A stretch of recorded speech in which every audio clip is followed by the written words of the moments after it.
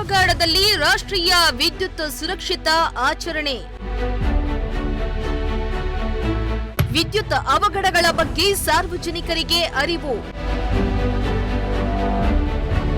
ರಾತ್ರಿ ವೇಳೆಯಲ್ಲಿ ರೈತರು ತಮ್ಮ ಜಮೀನಿನಲ್ಲಿ ನೀರು ಕಟ್ಟುವಂತಹ ಸಂದರ್ಭದಲ್ಲಿ ಅವಘಡಗಳು ಸಂಭವಿಸುವ ರೀತಿಯಲ್ಲಿ ರಕ್ಷಣೆ ಯಾವ ರೀತಿ ಪಡೆದುಕೊಳ್ಳಬೇಕು ಎಂಬುದರ ಬಗ್ಗೆ ಪ್ರತಿಯೊಬ್ಬರು ತಿಳಿದುಕೊಳ್ಳಬೇಕು. ಮಹಿಳೆಯರು ಬಟ್ಟೆ ಒಗೆಯುವಂತಹ ಸಂದರ್ಭದಲ್ಲಿ ವಿದ್ಯುತ್ ಕಂಬಗಳಿಗೆ ಬಟ್ಟೆಯನ್ನ ಒಣಹಾಕಲು ಹೋದಂತಹ ಸಂದರ್ಭದಲ್ಲಿ ಬಹಳಷ್ಟು ಅವಘಡಗಳು ಸಂಭವಿಸಿವೆ. ಅವುಗಳಿಂದ ಯಾವ ರೀತಿ ಮುಂಜಾಗ್ರತೆ ಪಡೆದುಕೊಳ್ಳಬೇಕೆಂದು ಎಡವಲಿ ಕೃಷ್ಣಮೂರ್ತಿ ಪಾವಗಡದಲ್ಲಿ ತಿಳಿಸಿದ್ರು.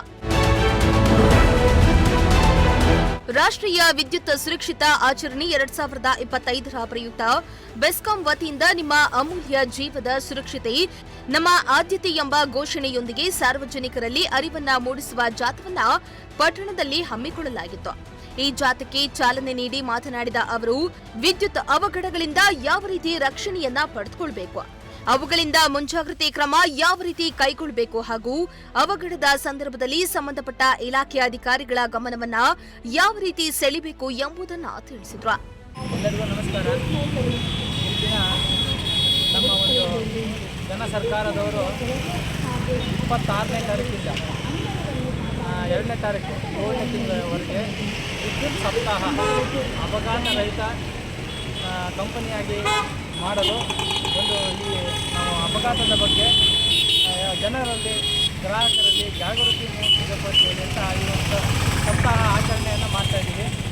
ಇದಕ್ಕೆ ಎಲ್ಲ ನಮ್ಮ ನೌಕರರು ಹಾಗೂ ಸಾರ್ವಜನಿಕರು ಹಾಗೂ ನಮ್ಮ ಗುತ್ತಿಗೆದಾರರು ಎಲ್ಲ ಸಂಘ ಸಂಸ್ಥೆಯವರು ಈ ಒಂದು ಸಪ್ತಾಹಕ್ಕೆ ಸೇರಿಕೊಂಡಿದ್ದಾರೆ, ಭಾಗವಹಿಸಿದ್ದಾರೆ.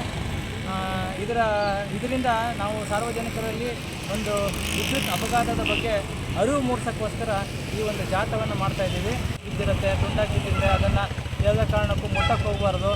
ಈ ಕೂಡಲೇ ನಮ್ಮ 1912 ಒಂದು ಸಹಾಯವಾಣಿ ಇದೆ, ಅದಕ್ಕಾರೋ ಅಥವಾ ನಮ್ಮ ಶಾಖಾಧಿಕಾರಿಗಳಿಗಾಗಲಿ ಅಥವಾ ಲೈನ್ಮೆನ್ಗಳಿಗಾಗಲಿ ಈ ವಿಚಾರವನ್ನು ಅವರಿಗೆ ಕೂಡಲೇ ತಿಳಿಸಬೇಕು.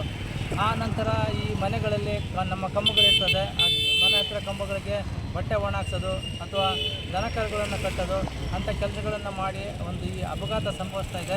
ದಯವಿಟ್ಟು ನಾವು ಗ್ರಾಹಕರೆಲ್ಲರೂ ಸಹ ಇಂಥ ಒಂದು ಅವಘಡವನ್ನು ಸಂಭವಿಸದೇ ಇರೋ ಥರ ನಾವೆಲ್ಲರೂ ಇದೇ ವೇಳೆ ಬೆಸ್ಕಾಂ ಇಲಾಖೆಯ ಅಭಿಯಂತರಗಳಾದ ಅಂಜಿಬಾಬು, ರಾಜಶೇಖರ್, ಸಂಜುರಾಯಪ್ಪ, ಗಂಗಾಧರ್ ಮಾತನಾಡಿದ್ರು. ವಿದ್ಯುತ್ ಸುರಕ್ಷತಾ ಸಪ್ತಾಹವನ್ನು ಸರ್ಕಾರಿ ಕಾರ್ಯಕ್ರಮವಾಗಿ ಆಚರಿಸಲು ಉಪವಿಭಾಗದಲ್ಲಿ ಸಾರ್ವಜನಿಕರ ಉದಯೋನ್ಮುಖ ತಂತ್ರಜ್ಞಾನಗಳಾದ battery storage, energy systems, electrical EV charging infrastructure and rooftop solutions ಅಳವಡಿಸಿಕೊಳ್ಳಬೇಕಾದ ಉತ್ತಮ ಕಾರ್ಯವಿಧಾನಗಳನ್ನು ಹಾಗೂ ವಿದ್ಯುತ್ ಸುರಕ್ಷತೆಯ ಬಗ್ಗೆ ಜಾಗೃತಿ ಮೂಡಿಸಿ ವಿದ್ಯುತ್ ಸುರಕ್ಷತಾ ಸಪ್ತಾಹವನ್ನು ಯಶಸ್ವಿಯಾಗಿ ಕಾರ್ಯಗತಗೊಳಿಸಲು ಈಗಿನ 36-25 ಬೆಸ್ಕಾಂ ಉಪವಿಭಾಗದಲ್ಲಿ ಇಲ್ಲಿಂದ ನಮ್ಮ ಕಚೇರಿಯಿಂದ ಚನ್ನೇಶ್ವರ ದೇವಸ್ಥಾನಗಳಲ್ಲಿ ಜಾಥಾ ಹಮ್ಮಿಕೊಂಡಿರ್ತೀವಿ. ಈ ಒಂದು ವಿಷಯ ಏನಂದರೆ ಜನರಲ್ಲಿ ಜಾಗೃತಿ ಮೂಡಿಸಲ್ಲ, ಅಂದರೆ ವಿದ್ಯುತ್ ಅಪಘಾತಗಳು ಆಗದಂತೆ ಅವರು ಏನೇನು ಕ್ರಮ ತಗೋಬೇಕು, ಅವರು ಏನೇನು ಮಾಡಬೇಕು ಅಂತ ಒಂದು ಅರಿವು ಮೂಡಿಸಲು ಜಾಥಾ ಹಮ್ಮಿಕೊಂಡಿರ್ತೀವಿ. ಶಾಖಾಧಿಕಾರಿಗಳ ನಂಬರ್ ಇರುತ್ತೆ, ಆಮೇಲೆ ಅದಕ್ಕಿಂತ ಮಿತಿ ಮೀರಿದ್ರೆ ನಮ್ಮ AWSR ನಂಬರ್ ಇರುತ್ತೆ. ಇಷ್ಟಕ್ಕೆ ಕರೆ ಮಾಡಿ ಆ ದೂರುಗಳನ್ನು ಸಲ್ಲಿಸ್ಬೋದು.